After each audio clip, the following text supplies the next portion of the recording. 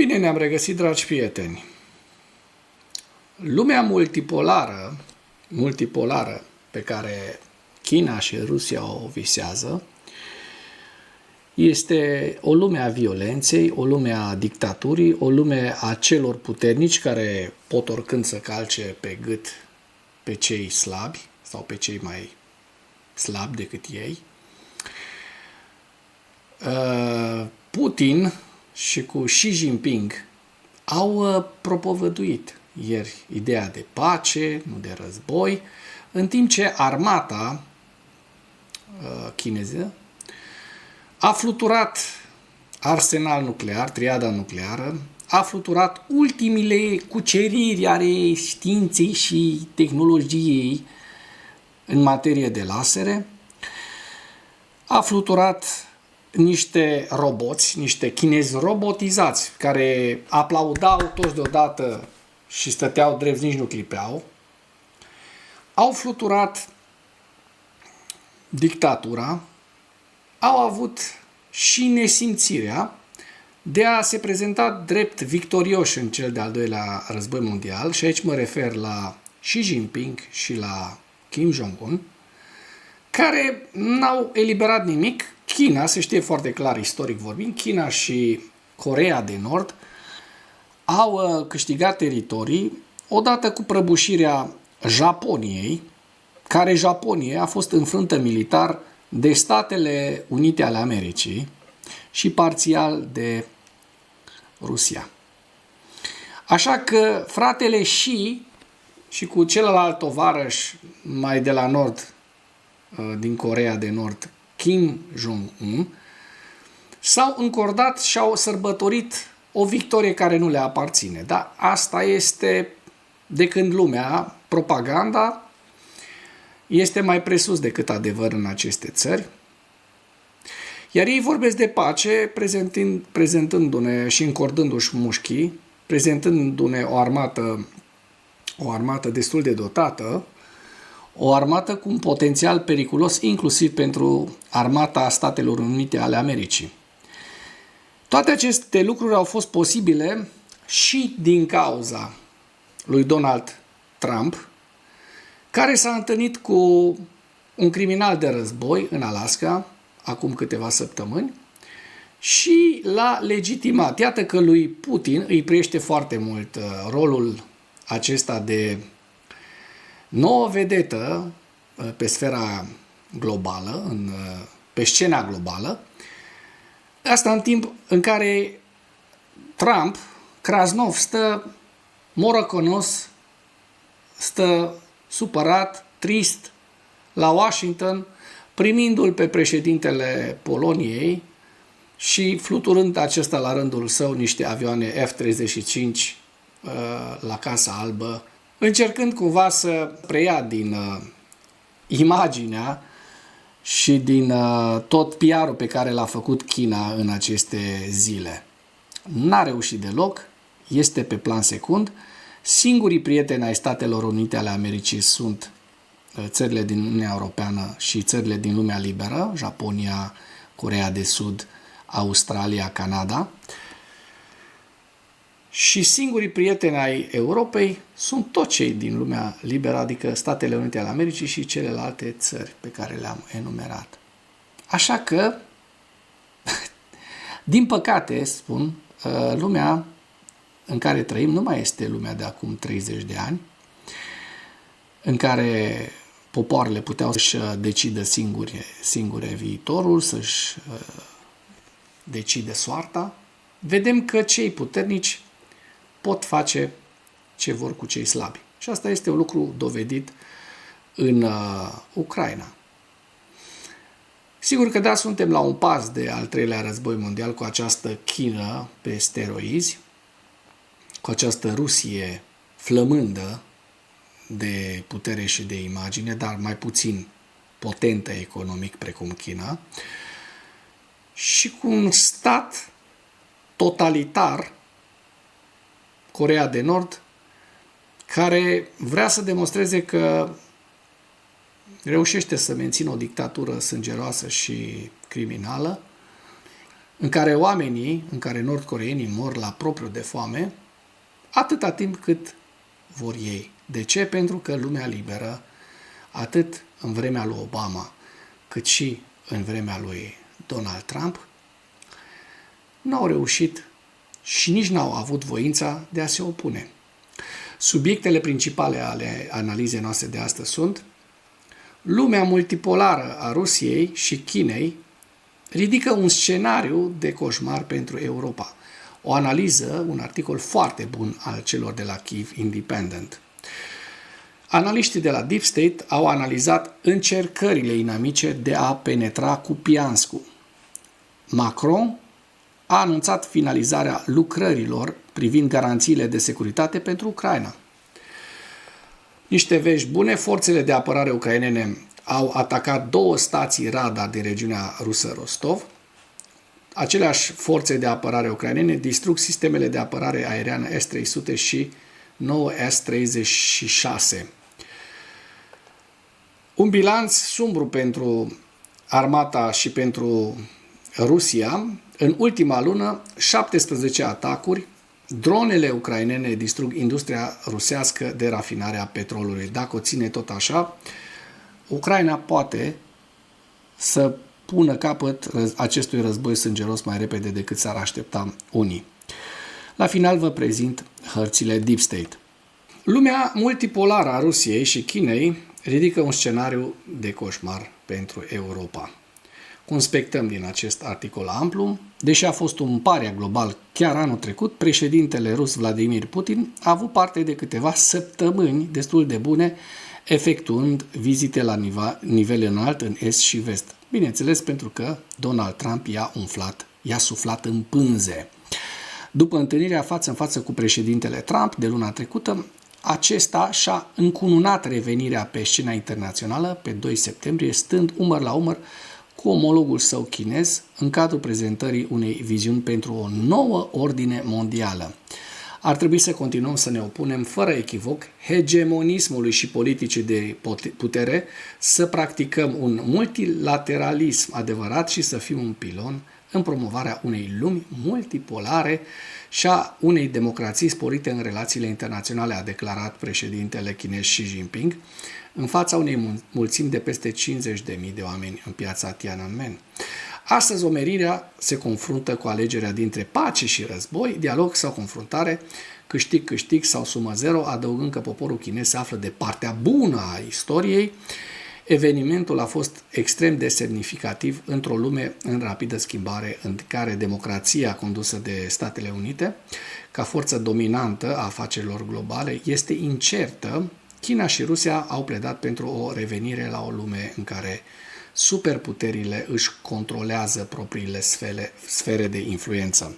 Se pare că China are o sferă de influență în Pacificul de Vest și Asia de Sud-Est, SUA domină emisfera vestică, iar Rusia domină cel puțin mari părți din Europa de Est, Asia Centrală și periferia sa. O revenire la sferele de influență ar fi extraordinar de dăunătoare pentru democrații, a declarat generalul major Mick Ryan, aflat în retragere în armata australiană pentru Kyiv Independent.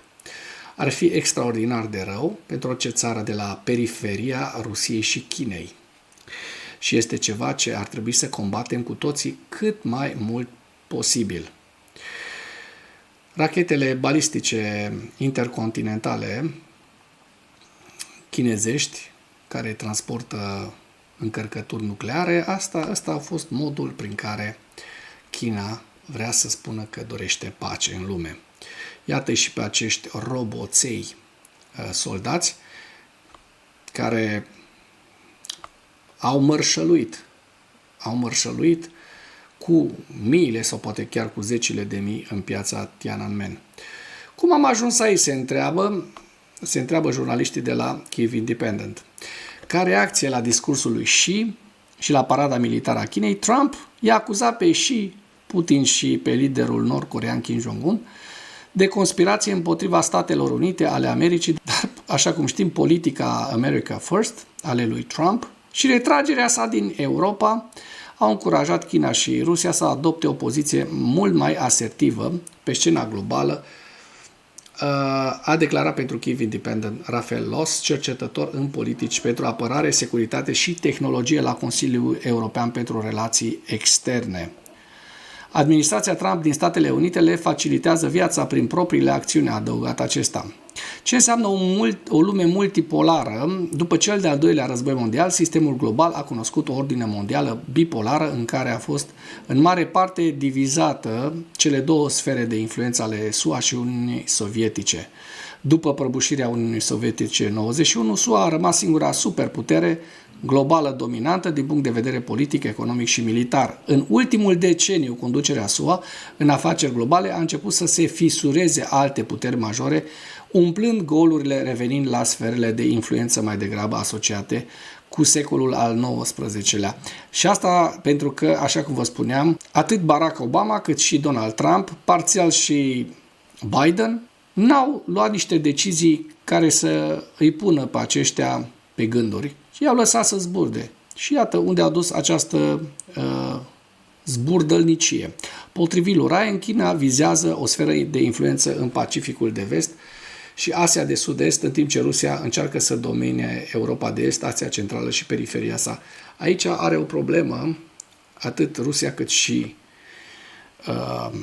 China, pentru că Statele Unite sunt deja în Pacificul de Vest și Asia de Sud-Est și sunt deja în Europa de Est și în Asia Centrală parțial.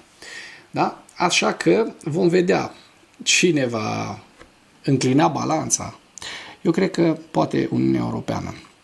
Pentru Rusia și China, aceasta nu este o idee nouă. O scrisoare către Națiunile Unite, semnată împreună de ambele țări, și-a prezentat viziunea multipolară încă din 1997. Rusia pare să creadă că ar prospera într-o lume în care există foarte puțină ordine și în care domnește violența nestingerită. Despre așa ceva vor să ne îndrepte acești dictatori, aceste dictaturi neconforme cu idealurile secolului 21. Și deși limbajul folosit atunci, la fel ca discursul lui Xi din 2 septembrie, vorbea despre coexistența pașnică a statelor și o mai mare cooperare internațională, nimic nu indică pacea în modul în care aceste state au gestionat situația. Discursul lui Xi a avut loc în cadrul unei parade la care au participat peste 10.000 de soldați, peste 100 de aeronave și vehicule, precum și cele mai avansate arme ale țării, precum rachetele balistice intercontinentale de F-61 cu capacitate nucleară, rachetele hipersonice, dronele și armele laser. Și spune una și face alta, a declarat Ryan, adăugând că a adus beneficii umanității, triplându-și arsenalul nuclear, o întrebare retorică foarte bună. Aceste două lucruri pur și simplu nu sunt în același univers. Metoda Rusiei de exercitare a influenței este deja demonstrată prin invazia Ucrainei, iar o lume multipolară i-ar permite să continue acest lucru fără amânare. Bun, vă las linkul în comentarii pentru a-l parcurge integral ca să vedeți ce pericole ne pasc. Deep State a analizat încercările inamice de a penetra Kupianskul. Analiștii proiectului au analizat situația din Kupiansk, regiunea Kharkiv și încercările forțelor inamice pentru a penetra orașul. Raportul Deep State notează că rușii au publicat miercuri imagini în care ar fi demonstrat prezența steagului lor în diferite părți ale orașului Kupiansk. Vedem în aceste imagini, în special rușii au fost observați în centrul orașului, unde au hoinărit liber o anumită perioadă de timp. Parada cu zdrențe, adică cu steagurile Federației Ruse, a avut loc în puncte situate în zona gri. Corpul 10 a arătat ulterior imagini cu înfrângerea acestor ruși la periferia nordică a orașului, în zona gri, dar este prea devreme pentru a trage concluzii despre distrugerea completă a inamicului, spun analiștii.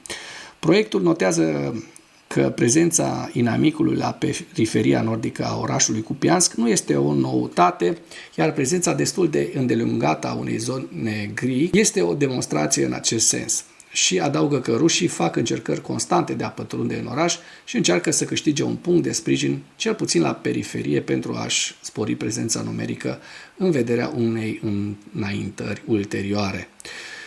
Avioanele de luptă ale forțelor de apărare ucrainene desigur încearcă să oprească aceste încercări, dar avantajul rușilor, a inamicilor în infanterie are un efect.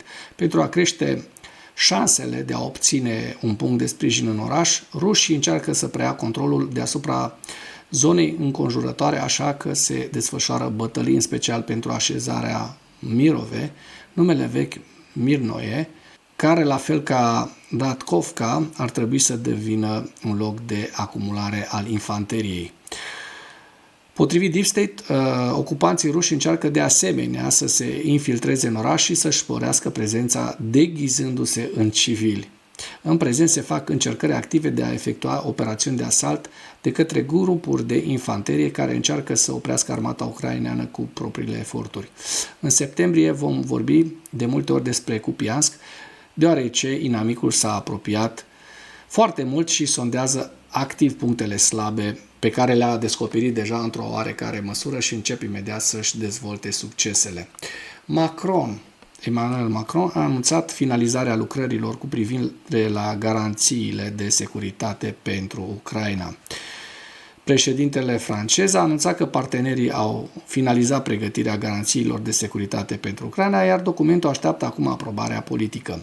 Pe 3 septembrie, Macron l-a primit la Palatul Élysée pe omologul său ucrainean, Volodymyr Zelensky. După cum a remarcat președintele francez, munca depusă de liderii militari de la summitul de la Casa Albă privind Ucraina, de la mijlocul lunii august, a deschis calea pentru o acțiune rapidă odată ce se va ajunge la un acord de pace.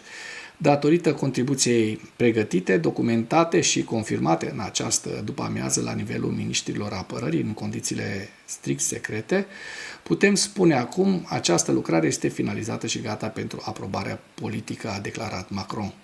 La rândul său, Zelensky a salutat progresul, subliniind că garanțiile reprezintă un sprijin real, tangibil pentru Ucraina și nu promisiuni simbolice.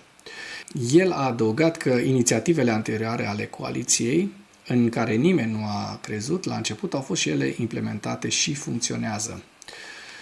Forțele de apărare ucrainene au atacat 2 stații radar în regiunea rusă Rostov. Aceștia au atacat 2 amplasamente radar peste noapte, sistemul radar de navigație sudică 1 și un amplasament pe terenul unei foste baze de apărare aeriană din regiunea Rostov a Rusiei. Datele NASA Forbes arată semnături termice în ambele locații, sugerând incendii. Sistemul de navigare radar face parte din sistemul de aeronavigație sudică de pe Rostov pe Don.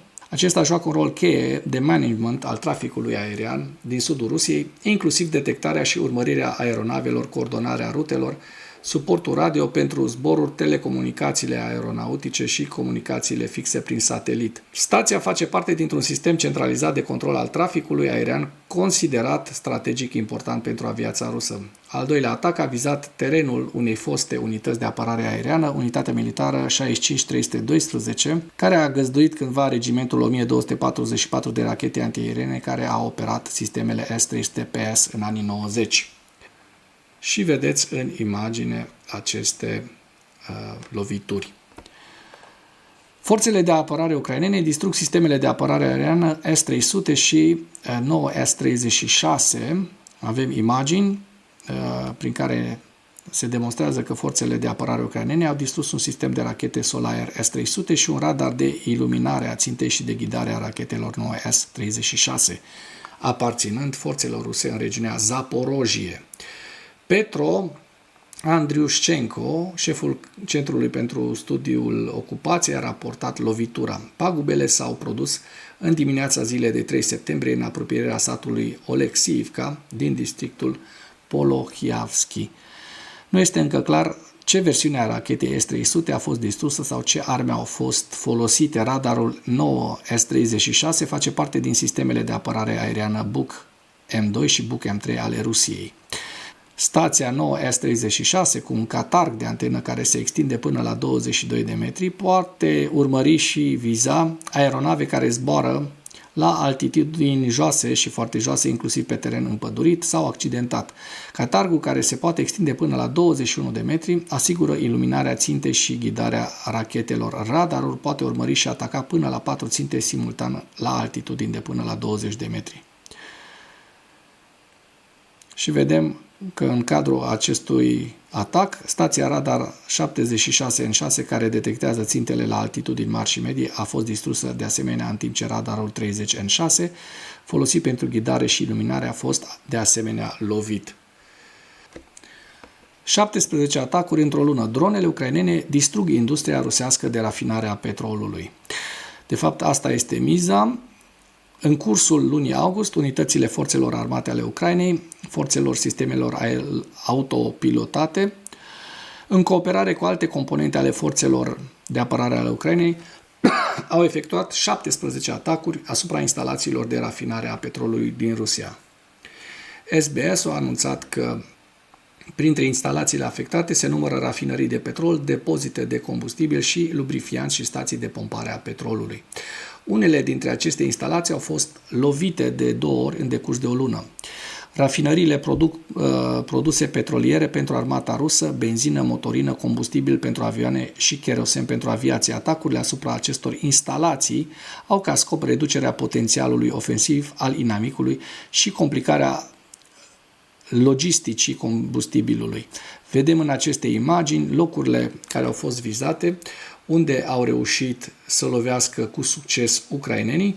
Robert Brody a raportat că regimentul 14 al forțelor ucrainene ale sistemelor fără pilot și grupul Graf au participat la operațiune de distrugere a rafinăriilor rusești din cadrul SBS.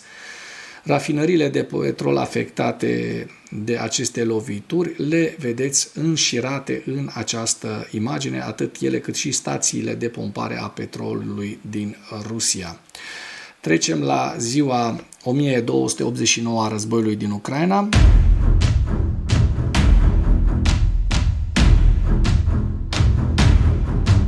Cu pierderile rusești pentru ultimele 24 de ore, care sunt 840 de militari, 4 vehicule blindate de luptă, 43 de piese de artilerie, 2 lansatoare de rachete, 2 sisteme sau mijloace de apărare antiaeriană. Vedem că nici un tank, pentru că probabil tankurile nu mai există sau sunt foarte, foarte rare în Rusia. Lista cu pierderile totale rusești o găsiți în această imagine. Vreau să vă mai arăt un lucru foarte interesant. Un lucru care este adevărat și pe care și dictatorii îl știu. Dictatorii sărbătoresc victorii pe care nu le-au obținut niciodată. Aici se referă, așa cum vă spuneam, la Kim Jong-un și la Xi Jinping. Aceste două țări, în al doilea război mondial, n-au câștigat nimic. Ele doar au profitat de pe urma victoriei americano-ruse împotriva Japoniei. Trecem la hărțile Deep State. Și vedem că avansul rusesc în sud nu există, iar cel din sud-est a fost oarecum încetinit sau stopat. Există niște avansuri rusești în zona Mârne, la est și la sud-vest de Mârne, aproximativ 3-4 km pătrați, niște avansuri nesemnificative. La Pokrovsk situația, așa cum se vede, rămâne identică cu cea de ieri. În Ceasov Iar vedem că lucrurile au luat o turnură favorabilă la sud de Ceasov Iar pentru ucraineni și mai ales în această direcție, în direcția Novo-Mihailivka, în care ucrainenii au reușit să elibereze 2 km pătrați. Iar dacă mergem mai la nord către zona Kupianskului, observăm că hărțile ne demonstrează că n-au existat avansuri rusești nici la Vovchansk și probabil nici, așa cum se poate observa, nici în zona Sum. Cu acest ultim detaliu închei materialul nostru de astăzi cu îndemnul: dacă ați găsit informații utile în acest videoclip, să nu ezitați să-l distribuiți pentru a ajunge la cât mai multă lume. Mulțumesc mult!